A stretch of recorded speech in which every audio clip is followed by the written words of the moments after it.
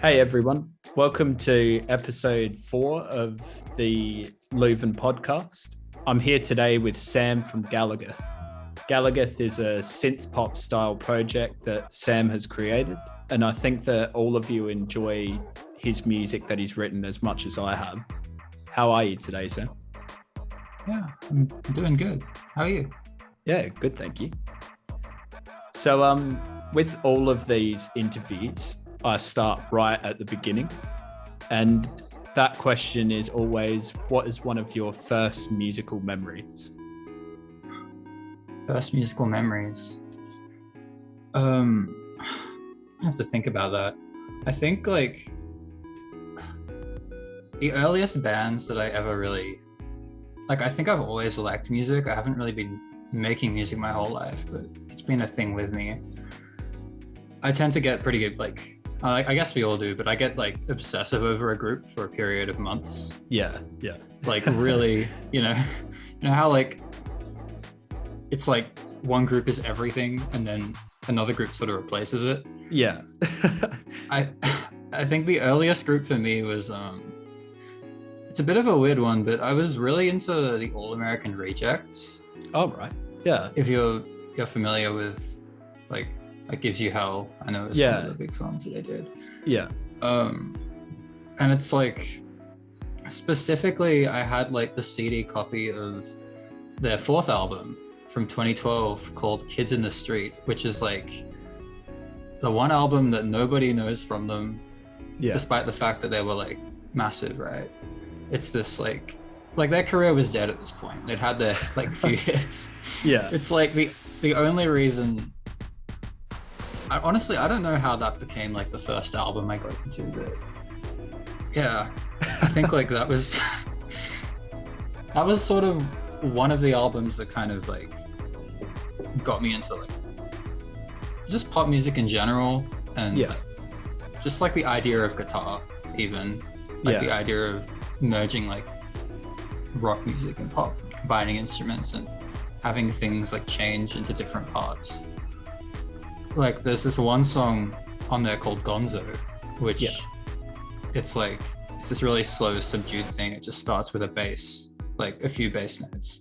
Oh, okay. And it builds up with this really slow drum beat, and it crescendos up to it's a 4-minute song, and by the end it's firing on all cylinders. And it was the first time I'd heard a song have that much I guess scale to it. Yeah.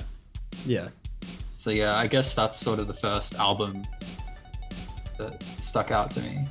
Yeah, nice. Yeah. What would you say your current obsession is? Currently I'm pretty into Phoebe Bridgers at the moment. Oh, okay. I don't think I've heard her music before. She's it was really last year, this year, she's sort of become a little more known, but I still think she's not super mainstream, but she's kind of folk pop. Oh, okay. I guess. Yeah, cool. Yeah, she's really good. Nice. Are you a big lyrics guy, or are you more of a sound guy? I guess. I tend to go for sound first, but then lyrics do catch me from time to time. Yeah. Is she a good lyricist then? She's a pretty good lyricist. Yeah. she has a real way of sort of painting pictures. Oh, okay. Strong imagery. Yeah, nice. I'll have to check her out. Yeah. So before Gallagath, you were actually doing videos on YouTube. What sort of stuff were you doing on there? So I guess I've always kind of been on the internet, ever since I was 8 or 9. I've always been creating things. It's sort of an outlet for me. It's just sort of something that I do. It's something that how everyone has that one sort of weird thing that they need to function. Yeah. If that makes sense. I guess that's I guess it's not that weird, but it's mine. I create a lot, and it's an itch. And I guess nice. you're a musician as well, so I imagine you kind of Yeah. is it? Yeah. You sort of just constantly need to get it out of you, I find. Yeah, it's like if something comes in, like you can't keep it in. You have to get it out. Yeah. Sometimes. But yeah, I've sort of been. I mean, I've been like that forever, and I started like making music, like not original music, but like remixes, mashups. Oh, okay. I had a YouTube channel from like 2009 where I posted all sorts of random stuff, like lyric videos, music videos with like figurines. Yeah. It's like 9, right? A lot of stuff in the really old Windows Movie Maker. Oh, right. Yeah. Yeah. Did you ever use like the really? I remember using it at school when we had to go in like the computer room and they'd be like, all right, we're going to do this now and have to fire that up. Yeah. It's I remember as it like being like 11 and being really pissed off when they updated it on all Windows computers to the new one. Yeah. There were like there were so many features that they got rid of. Yeah. But yeah, a lot of Movie Maker, a lot of like PowerPoint can make videos as well. Yeah. All right. Feels bizarre, but is a thing. Yeah. So yeah, I did like various content until like 2013. It wasn't really content then, it was just sort of doing whatever I wanted. Yeah. Nice. And then like 2014, 2015, I got into mashups. Yeah. And then when I got really into mashups, I started like making them regularly around maybe 2 years after I started getting into them. And I've been doing that ever since, but around like 2017, 18, I started doing this Gallagath thing as well. Yeah. And it's really only this year that I'm trying to prioritize Gallagath instead of like that channel. Oh, okay. So yeah, this nice. is hopefully the year to take it seriously, like Yeah. more than before. So did that channel inspire you to start making your own music? So with the mashup channel, that was sort of a thing where the more mashups I made, the more I sort of got used to song structure. Yeah. The more I understood like how pop songs work, like I guess where things go, and I started getting ideas for what I kind of wanted to do myself for my own music. Yeah. I guess I love pop music. I've always liked like a good hooks, like structure, sort of the way that things are reserved and brought back.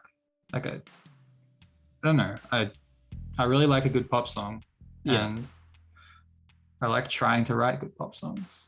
So. Yeah, fair enough. So you began uploading songs onto SoundCloud from there. Yeah. What is the difference between uploading there and putting your songs onto Spotify and stuff like that? I think Spotify was a lot more official, at least to me. Like, I guess now it's sort of coming at it from like the perspective that I'm at now after sort of doing the musician thing a little more properly, I would hope. I think like SoundCloud is, I mean, it's a good place for demos. It's a good place to, I think a lot of hip hop tends to gravitate to SoundCloud more so than a lot of other genres. Yeah. Maybe like sort of, I mean, EDM, maybe lo-fi. Those are the genres that come to mind when I think of. But I guess it's not so much about the genre. It's like more about just like, honestly, I don't know where SoundCloud fits now, because like, I feel like most people listen to music on Spotify or whatever streaming service they use. So if you're primarily using SoundCloud, I'd have to imagine you're trying to be part of a community. Yeah. But like, I don't know, for me, like at the time I was just like, I'm just making songs, seeing where they go. Because I started off just making like instrumentals with like presets from FL Studio. And it's like, I'm just gonna throw it onto SoundCloud because it's free, and somewhere to put it, because Yeah. it's not appropriate for YouTube if I'm not making original music. Yeah. If fair I'm enough. not using, I was just sort of a place for it. Yeah. Yeah, I find especially because I've only in the past couple years gotten into more electronic music and stuff like that. I've come from more of a rock background and all that sort of stuff. I found that I would look at places like YouTube, Triple J, stuff like that. And then now that I am searching for more electronic stuff, I find myself on SoundCloud more often. So I guess that sort of ties in with what you were saying before. A lot of EDM and hip hop ends up in that place. Yeah. Now that we're talking about it, I'm wondering how much of it is like ease of access. Yeah. Because if you record like a rock song, then you've already gone to a studio. Yeah. You've had to organize a lot more. Whereas you can kind of do it at home, like with hip hop or EDM. Yeah. And I'm wondering if like that's why SoundCloud sort of became a place for it, because it's like also easy access. Yeah, true. Spotify. Because I guess like when I made my album, we sort of had to go in a studio setting sort of thing. Like I can kind of make it in this area here. Like I've got the amps behind me and stuff. But if it's not like a set up space, it's not really ideal. Yeah. Like this room has a lot of echo compared to a studio that's dead sound and you just plonk an amp in there. Yeah. I guess you guys wouldn't get the same synergy as well. Yeah. Yeah, for sure. So hearing your first album, Colours, you can feel that there's a big video game influence there, and it gradually flows in and out of your songs. I feel that being a person that's grown up around video games and stuff like that has sort of brought back that feeling of playing like a SNES or Sega or early PlayStation. Did you get this feeling while recording your music? Well, I mean, the actual name Gallagath is derived from like the arcade game Gallagath. Yeah. That was sort of the idea originally, which I don't think it comes to fruition necessarily unless I sort of like you don't hear that and think Gallagher necessarily. Yeah. But like I originally just wanted to make like video gamey sounding music. Yeah. It's like I'm a pretty big Nintendo fan. I'm a pretty big Mario fan. Yeah. I like old 8-bit aesthetic in general. Yeah. And growing up on the internet, that kind of thing, like it's really nostalgic for that reason too. Yeah, definitely. Yeah. What are some of the artists that have influenced that first album?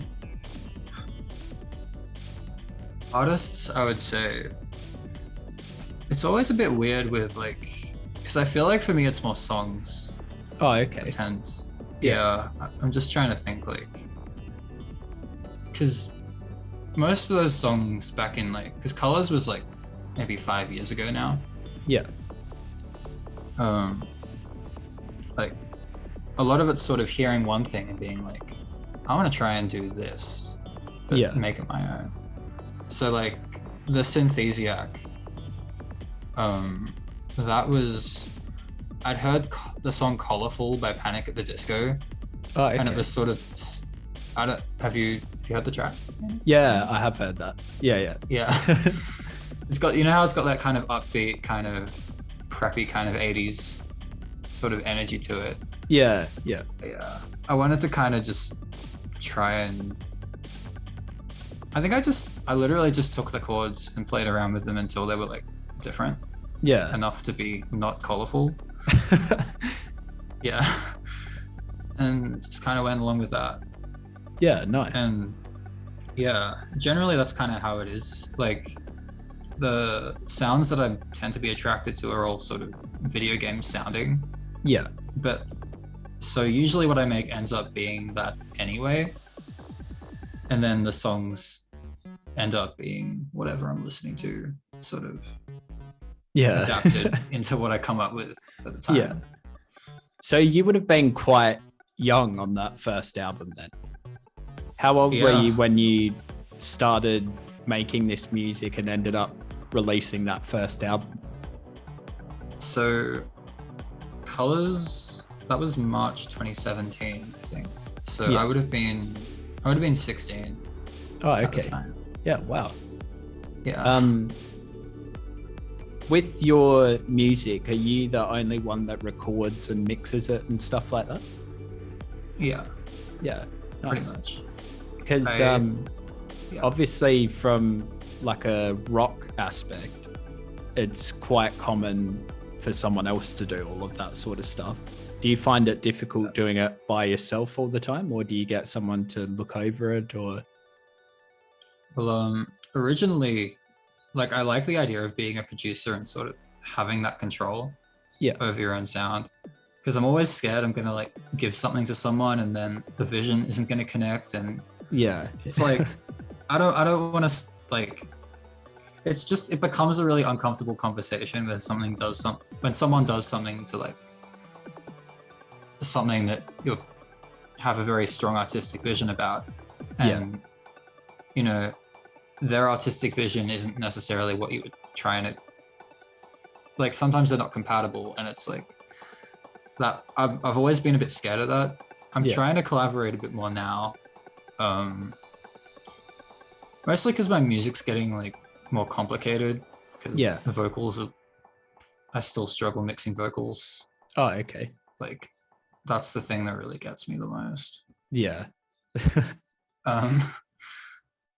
And like, I've only just really started to properly do vocals for like the past few years. Oh, right.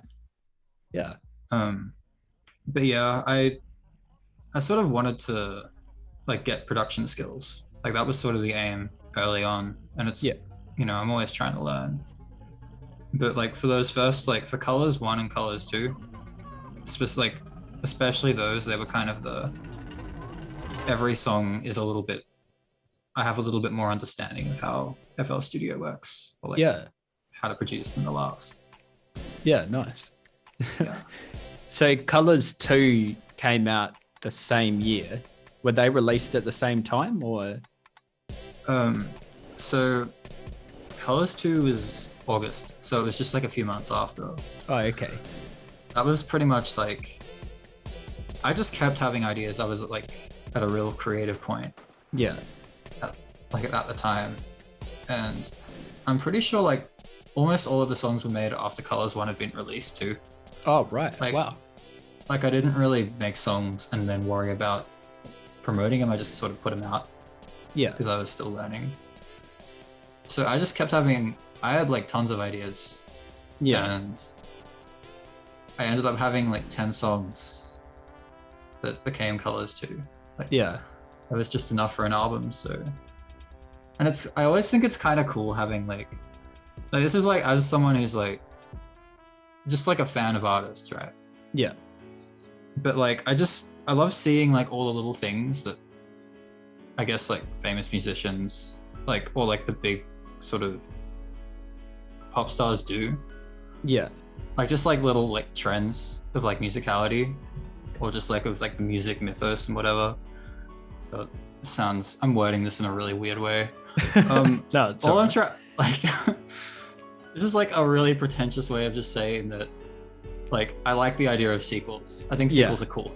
Like, I probably could have just said that. Yeah. No, that's cool though. I thought that like listening to it was something like Aphex Twin, how it's that first album is just like a compilation of songs that he'd written from whatever the years were. I thought Colors 1 and 2 was just a heap of songs you'd already written. So from Colors 2, to your next album, is it Veracity? Veracity.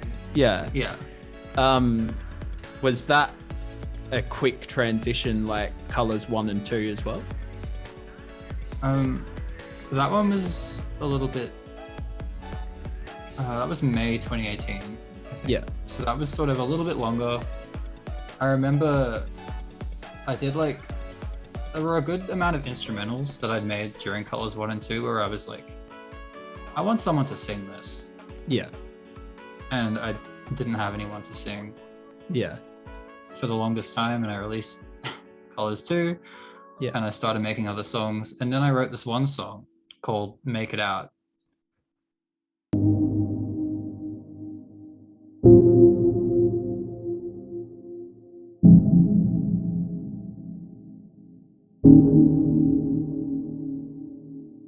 Making my surrender to my past beliefs. Feel a change in the way that the wind blows. I'm not who I thought that I wanted to be. I'm opened up the quiet, break apart the feed. See inside the bottle of my own dreams. Which is on Veracity. Yeah. And that one I was very much like, this would fit with my, this is like, not necessarily that it would fit with my voice, but I wanted to try it just for the sake that I'd written lyrics for it and felt that I didn't want other people singing those lyrics because they were personal to me. Yeah. And so I did that, and I kind of liked the sound of it. And at that point I'd written like half the album. Like I'd produced like half the songs, but there was like From Above and Ascent and Collide. Collide was the big one. I tried to get like 3 different people to sing Collide for me, and none of them did. I think like during school holidays, like this was in year 12 when I made this one, so Yeah. it was like a 3-week break, and I was like, okay, I'm gonna get the album done. If I can't find any singers, I'm just gonna say screw it and do it myself. Yeah. And I couldn't find any singers, so I recorded like, I think I did the entire vocals in like one day. Oh, wow. Yeah. They're not the greatest vocals, but you know, they get the point across. Yeah. I think that it works, especially with the music underneath. I think you're definitely right with adding the lyrics to it. What were some of the influences behind your lyrics on that album? So Veracity is, I got the album title Veracity by looking up synonyms for truth, All right. because like the album is very much about truth, and I thought truth sounded a bit basic Yeah. in terms of like an album name. Yeah. I guess a lot of it's about, it's sort of, it's a very closed kind of, sort of a bit of a nervous album. Make It Out specifically is about the idea of being successful and sort of realizing that the actuality of being successful might be kind of stressful and not be a positive impact on your life. Yeah. Yeah. And so that song is like a very overthinkery kind of song, Oh, okay. because it's like I'm thinking about where I want to be, but then I'm thinking about, do I actually want to be here? Yeah. It's like a bit, I don't know. And then Sink Into the Floor, which is like another one that has like, it's like, man, it's been a while, I'll be honest. But That's all right. the general idea of the album at the end was to sort of just be a bit more accepting of myself and Yeah. take the pressure off myself. Yeah. Nice. So the last track, Ascent, is very much about that. It's about acknowledging that you're not perfect and that, you know, none of us are ascended, Yeah. but we're all trying to do our best, you know? Yeah. We're Cool. all moving in our own time.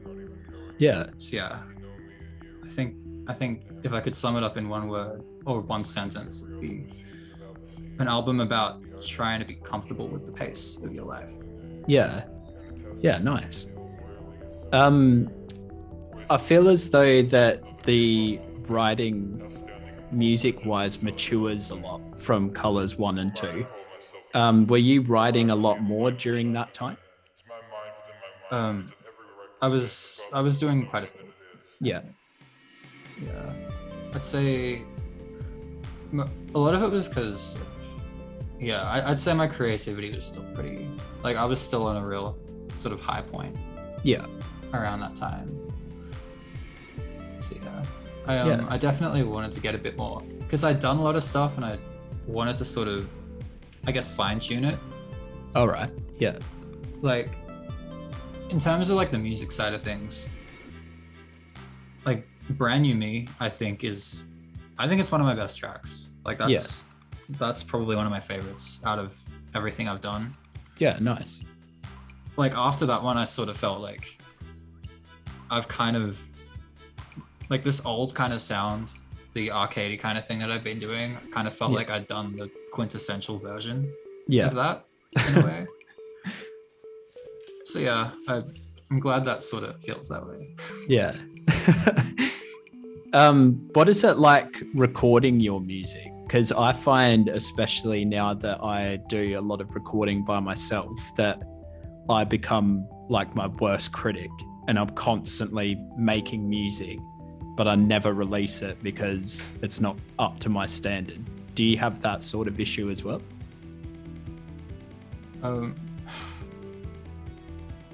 Not really. Yeah. I guess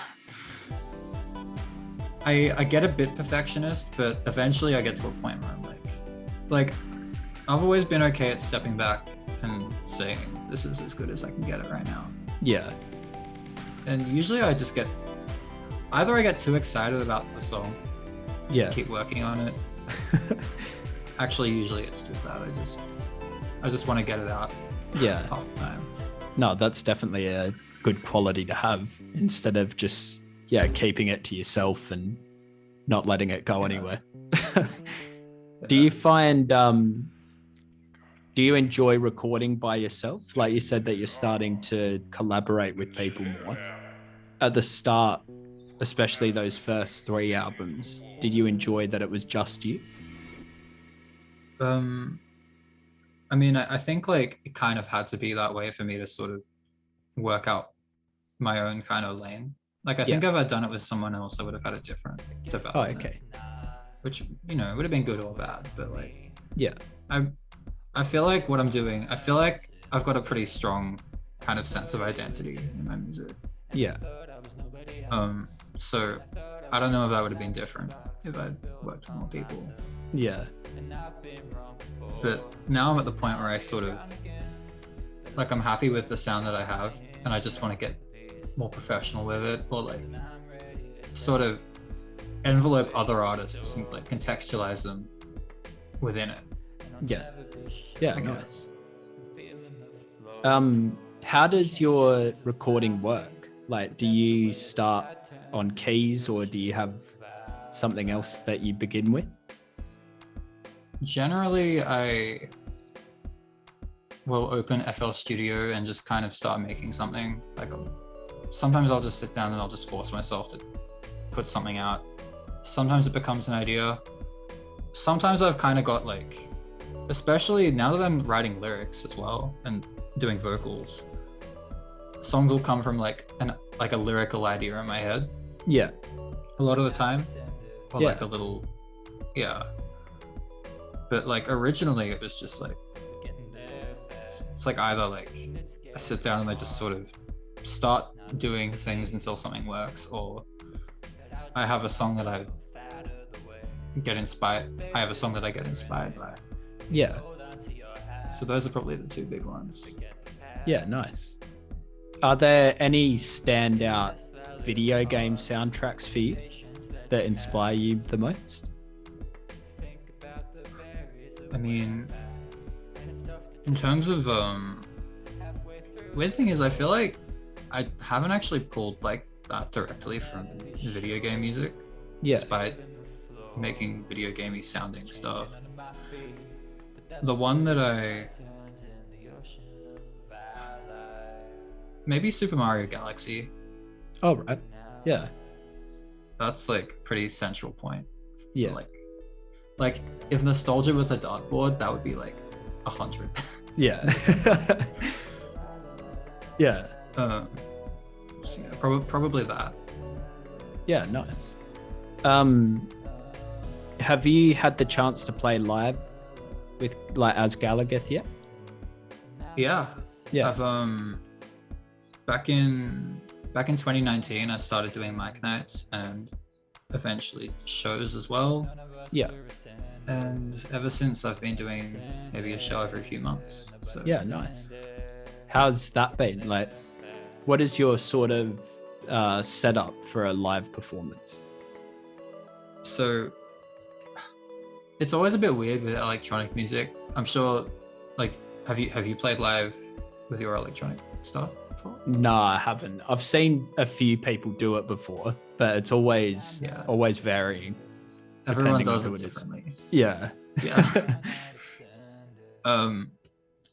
Yeah, it's always a bit weird. Like, I think I spent a good like 4 or 5 months just trying to even like understand how to do it for Yeah. music. But what I ended up doing was I work in FL Studio usually, but Yeah. I export things down to Ableton and then create like FL kind of plugin, like versions of FL that go onto the Ableton tracks. Oh, okay. And then those imitate the FL sounds Yeah. that I then play on this thing and on this thing. Yeah. All right. So yeah, through that I also do a bit of looping as well with some songs. So I'll like, again, Make It Out is actually one of them, one of Yeah. the big ones. Like I've got maybe like 7 or 8 sections, and then I'll like record them live and they'll repeat, and then I'll take away and add to them and Yeah, sort of nice. build the song as it goes. Yeah. So, yeah, sometimes it's that, sometimes it's just like playing over playback, but yeah. Yeah, I feel Sort of like the it's a very underappreciated art form when you're watching an electronic artist, because as a guitarist, you're just sitting there playing the one instrument. But I feel like when you're doing electronic stuff, you've got all this different equipment that you have to keep your eye on, make sure this is playing, make sure that's working. Yeah, it's like I remember I saw a video of Disclosure sort of breaking down their equipment, Yeah. and like it's like with musicians, it's like really, well, with electronic musicians, it's so much like you choose how much that you need to do, Yeah. but at the same time it's like you want it to be a live experience, so you want to be doing enough to make people feel like they're not just listening to the studio version of the songs. Yeah. But I know with like Disclosure, they have like 3 whole separate setups. Like they'll be in the center, and then there's something at the front, there's something on the side, and something at the back, and all of these little knobs that all do something different. And it's insane. Like it's so cool to look at, but at the same time, it's like there's got to be like 70 different things that they can tweak if they wanted to. It's like all that at once. Yeah. Yeah. Yeah, I feel like that I would struggle. I would, even just thinking about how I'm going to start it would be a process for me. Yeah. I think working out how to do it's like one of the hardest parts, honestly. Yeah. At least for me, it took longer to do that than to actually play. Yeah. How did you come up with the sound of your vocals? Like using the vocoder and all the other effects on top of it? So I had this old Auto-Tune plugin, which I think I downloaded it as like a joke, or just as to sort of see it. Oh, okay. Just because I wanted an Auto-Tune plugin. Yeah. And I didn't have any money at the time. It's called Caravi. Yeah. Only loads on, I think it only works on 32-bit. All right. So I don't recommend it unless you want to be me. But yeah, I messed around with that a bit, and it just happened to be what I had on board when I recorded vocals for the first time for a song. Yeah. And like when it's just the auto tune on dry vocals, it doesn't sound great. Yeah. So I sort of learned I put like quite a bit of processing after the auto tune to sort of get it to flow smoothly and feel like its own thing. Yeah. Like there's usually like there's like decent EQ, obviously the normal stuff like compression, and I'm not that great with de-essing yet. That's something I have to work on. Yeah. But yeah, a lot of like strong reverbs and choruses. Yeah. Really, that's sort of the main thing that's like making it not sound terrible, basically. Yeah. Because I find a lot of your music also has that like dream pop sort of feeling to it. Like it's got that real ambient vocal over the top of it. How does that work live, having all those effects? So for live, it's just the one vocal track. I don't really swap between songs. Yeah. What I have is one knob is set to control I think it's the wet dry of my delay. Oh, okay. And then I've got another one that does like the reverb time. Yeah. So all the way left, it's like a second, and then all the way to the right, it's like 60 seconds. Yeah. So if the song's ambient, I'll turn it up. And on specific songs, sometimes I add extra effects and I like cue an alternate vocal track, but that's like for special occasions. Yeah. So what was it like collaborating with artists for the first time?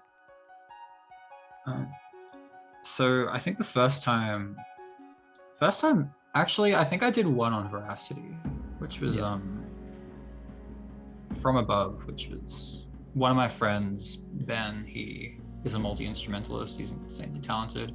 Oh, okay. I just sort of asked him if he'd play some clarinet for me. Yeah. And he did. And that was pretty easy. I just kind of sent him the melody. The first time working with like another vocalist was I did a song called College Love with an American guy called Matt R. Yeah. His name's like Matt, his last name's R, so it's like Mind Over Matt R.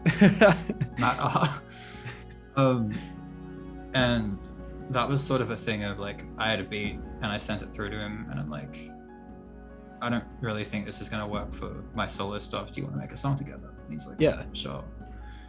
And yeah, I think it went pretty well. You know, we sort of like, he recorded some stuff, I recorded some stuff. We sort of just like sent it to each other. We worked out what we were both happy with and what we both weren't happy with. And yeah, went pretty well for the first like proper collab. Yeah, it's fun combining sounds with other artists. Yeah, definitely. So I find that I would be a bit intimidated, I guess the word is, doing it just one song, because I find that being in a band, you get used to each other and then you can eventually being like, oh, I don't like this, that works, like you do this. Do you find that collaborating with people, it's hard to get a point across like that if you don't necessarily like something? I think it's sort of, I've always gone into collabs with the understanding that they might not necessarily like what I put out. Yeah. And if I submit like I did a thing the other week for one of my other friends. I sent him like he was like, yo, do you want a verse on this? And I'm like, yeah, sure. And so I sat down and I recorded like tons. Yeah. And he used like half of the verse and not much else. Yeah. And it was like it still sounded cool. Like I was grateful to be on it in the first place. Yeah. But I think you kind of have to be aware of like because usually there's like one guy who's kind of like it's mostly his song. Oh, okay. It's like, yeah. Like whereas I guess it's a bit, maybe it's different with a band. Like I guess it kind of depends. Yeah. Because with a band a lot of the time there's like one guy who's sort of a driving force as well. But, Yeah. yeah. I guess just, being accepting of however it ends up. No, I think that's quite good actually. I find that it would be a real learning experience as well, doing that sort of thing. Yeah. Because, it's not like you're just used to the person and can just throw your idea out. Yeah. And No, it's good. So your latest album, Reflections, it was released in 2019. What was the recording process for this album like? So Reflections is a bit of a weird one. It was sort of like the same, where Colors, I was still on the recording high of making that kind of sound, and I ended up with Colors too. I had like quite a few songs from Veracity that I'd recorded, but were like, cause that album was still kind of like in the electronic field. And I mean, it's all electronic, but that one was almost a bit EDM-ish, a little bit more dreamy. And I had some songs that were more like straight like 80s pop or like synth pop. Oh, right. Like what was Not This Time was one of the ones that was recorded during Veracity, when I was working on that, and it wouldn't have fit. So fair enough. Originally I was gonna just do like a Veracity deluxe, because I like the idea of doing a deluxe edition. But then I was like, I've got like 20 listeners max, no one's gonna want this. So I didn't. And I held on to them, and eventually over like the rest of 2018, I made a few more songs. I made Sleep Well, I made Resolution, which was a pretty important one.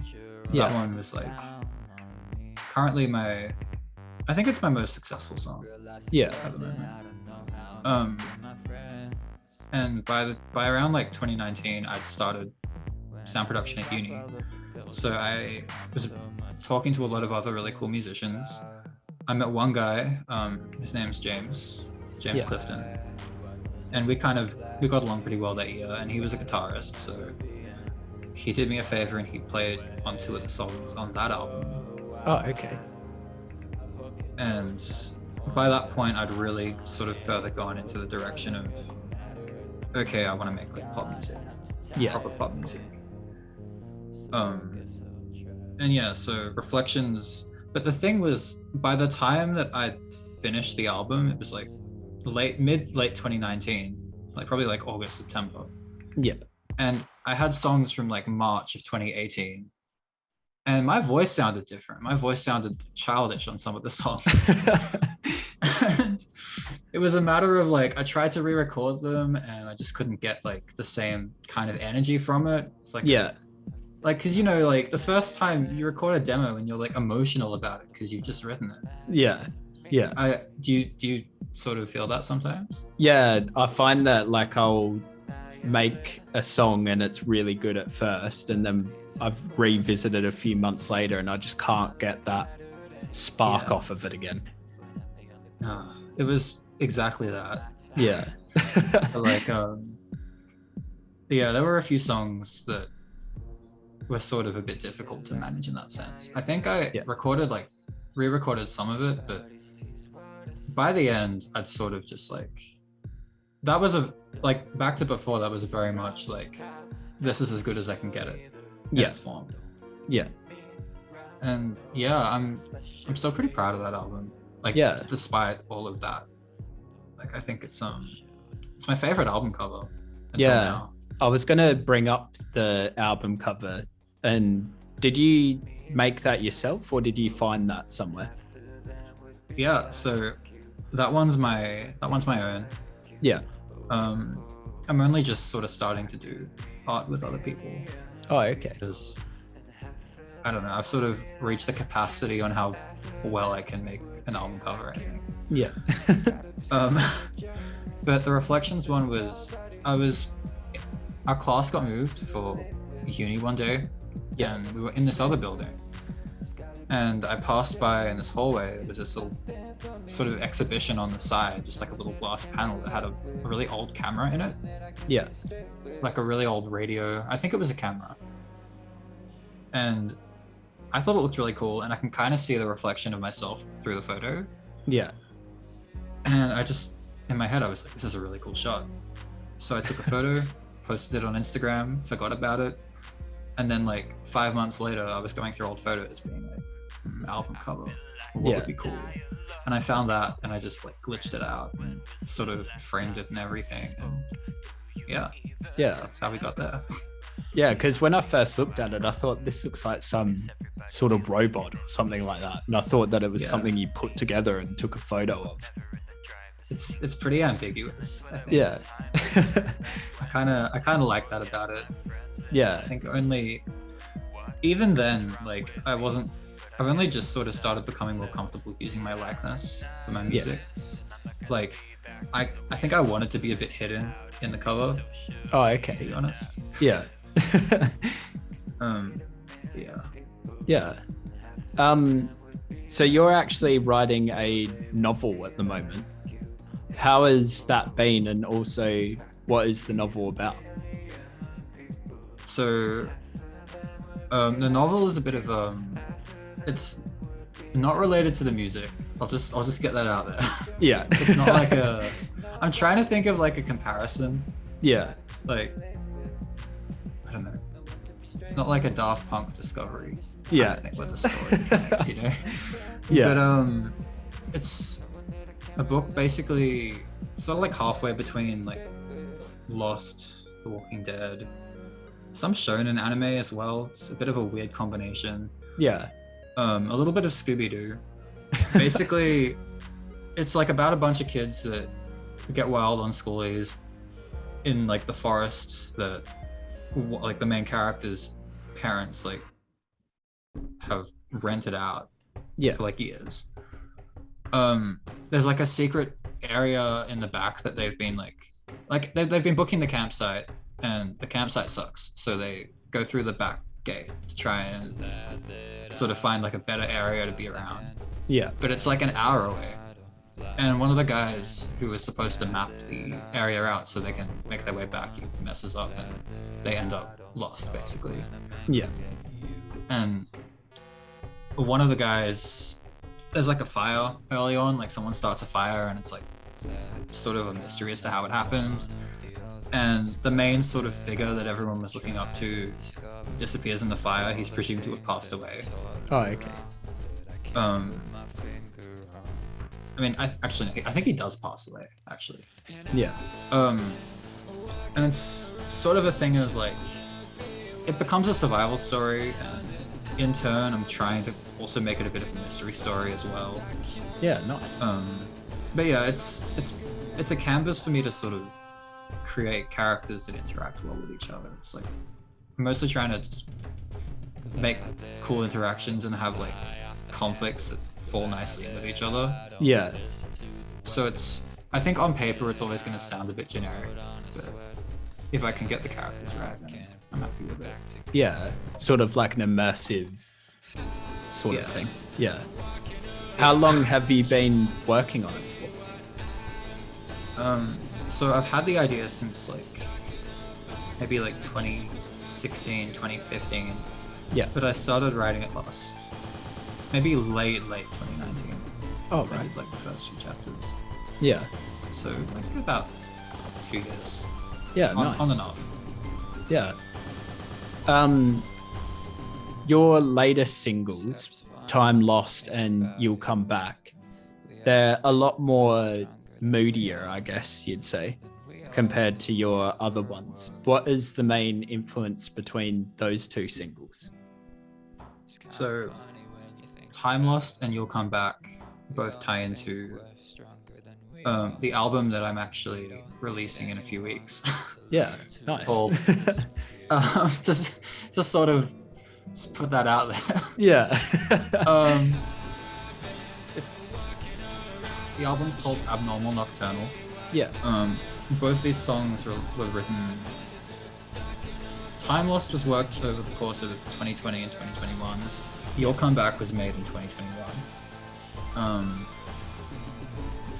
it's a much moodier album for the sake that, I mean, it was recorded during lockdown. It was recorded during the pandemic. Yeah.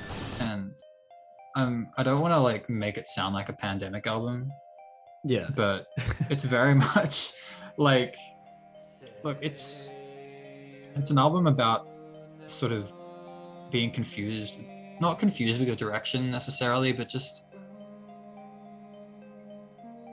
feeling stuck in like this depressive, isolated haze. Yeah. Sort of like, I'm trying to it's very much about that feeling of pulling your phone out and being like, why do I have my phone out? Yeah. It's like having the conscious thought of, why am I doing this? I should be doing something other than looking at my phone right now. Yeah. And then like 20 seconds later, you pull your phone out again. Yeah. Like that's sort of the general idea of the album, just to capture that nice. kind of, yeah. How long have you been working on this album? Because your last one came out in 2019 and you were saying that the first single was 2020, 2021. Yeah. So the album sort of, I didn't decide on the actual sort of concept until pretty late. I was just sort of writing songs. I'm pretty into the 1975. I don't know if are you familiar with? Yeah. You know how they release like massive albums and they're like these sort of journeys in a way. Yeah. I kind of wanted to do that for the longest time. Oh, okay. Like the original iteration was going to be like 20 tracks. And I'd written like 5 of them. I was like, I mean, there are probably a good like 5 or 6 songs that I didn't end up using for this album. Right. So there's more like extra material than normal. Yeah. Some of which I don't think I can release because it's like, it doesn't work with what I'm doing now, and I don't think it will ever work with what I'm doing. Like, there's one that's like, it starts with like a guttural scream. Yeah. It goes on about like, it's like some weird like, I don't know. There was a lot of weird stuff that I did that I ended up not putting out. Yeah. But yeah, it was quite a process. I wanted to do an album, but I didn't really realize what I wanted it to be about or how I wanted to frame it for a long time. Yeah. And it was only around like late 2021, I was like, all these songs are sort of in my room alone in that isolated kind of feeling. They're all about the same thing. Yeah. I think I had this idea that this album was going to be this like big story of my life, big realization. But I haven't had any realization, so it's like I can't make an album about it. Yeah. And so it became what this one is about, which is, yeah, sort of about the haze of lockdown and feeling of depression when you are not really sure what to do with your life. Or have the means to. I think that's a really cool concept to have as well. Especially like when I was listening to You'll Come Back, I really like the lyrics in that song. Are there any other artist influences that have affected this album? Any newer ones that have come in? I'd say the 1975 again, especially for this one. Wake Up was originally going to be like an isolated single, it was one I put out like 2020. Yeah. That was like pretty much just me trying to write a 1975 song. Yeah. And like there it goes. Like I'm very into the way they do sort of ethereal, kind of slow, dreamy kind of stuff. Yeah. I guess how they build up their sounds in those types of songs. Yeah. In terms of other influences,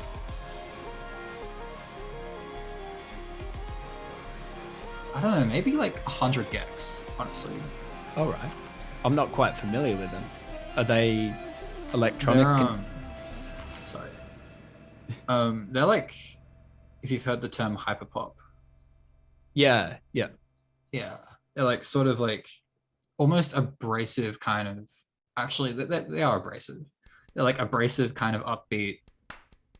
It's almost like nightcore, but it's like original music.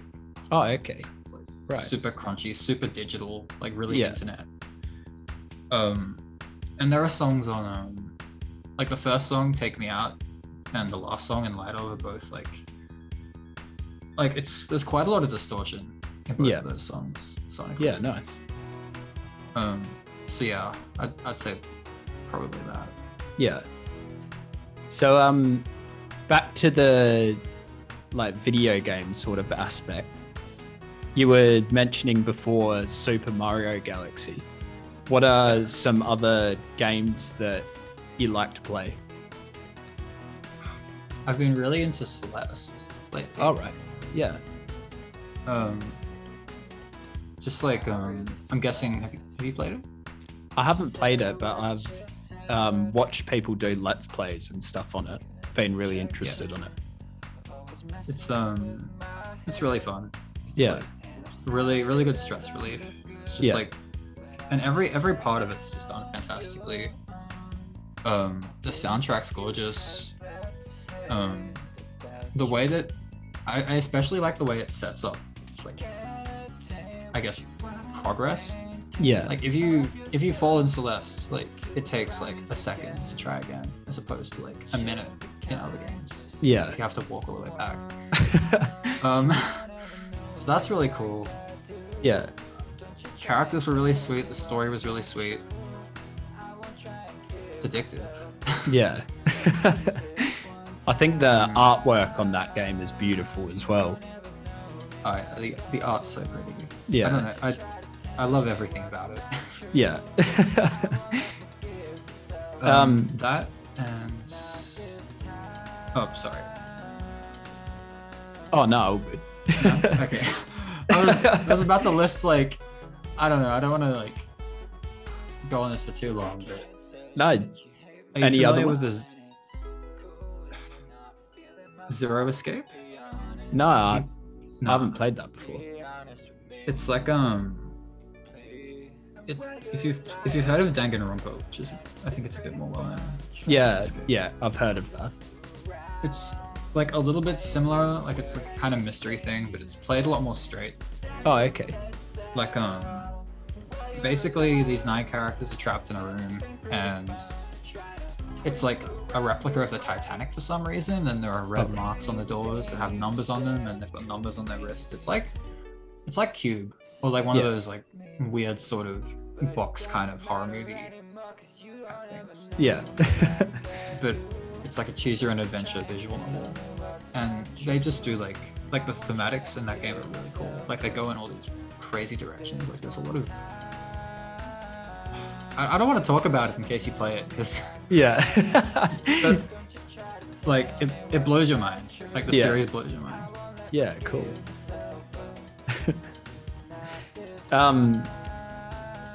So what is the future for Gallagath? What are you hoping to do this year, next year? So in terms of, I guess the biggest thing is the album. The near future is kind of like putting that out. I want to do a release party. I want to do a live concert. Yeah, like a nice. proper, like, not just like a concert, but like sort of an album concert where my plan is to play every song front to back. Yeah. Sort of explain the story as it goes. Make it just feel like the album experience is happening live. Yeah, nice. And in terms of the long term, I've really been trying on TikTok lately Yeah. to sort of grow a bit of an audience, Yeah. as seems to be the thing to do. Right Yeah. now. I found a lot of artists have started going that way and releasing stuff. I find that a lot of people have been doing a heap of behind the scenes sort of stuff, and you get to know the musician more. And yeah, I think it's quite a cool way to branch out as well. Yeah. No, it's good because if you treat it in a certain way, people connect with you as a person. Yeah. And that's like harder to do with like Facebook and Instagram, I feel. Yeah. Yeah, definitely. Yeah. And like for me, like at least personally, like I'm not really that fashionable of a guy, to be honest. Like I like cool looking stuff, but Yeah.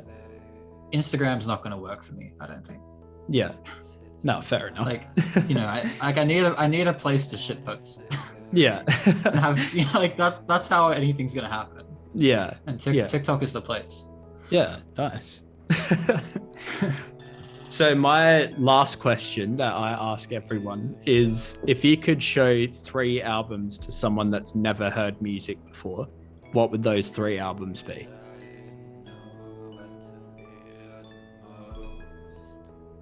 I'm going to need like a second. Yeah, that's all right. I've got 2 of them.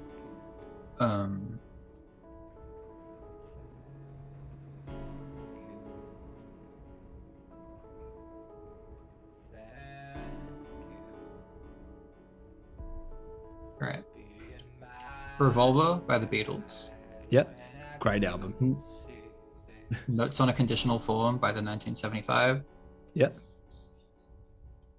And I'm going to say Late Registration by Kanye. Oh, okay. Yeah, nice. Any particular reason behind any of that? Oh, I thought I'd be all mysterious and just not say anything about it. Oh, okay. Yeah, we can leave it at that if you want. I mean, I can explain too if you... I don't know. I feel like I should, like... Well...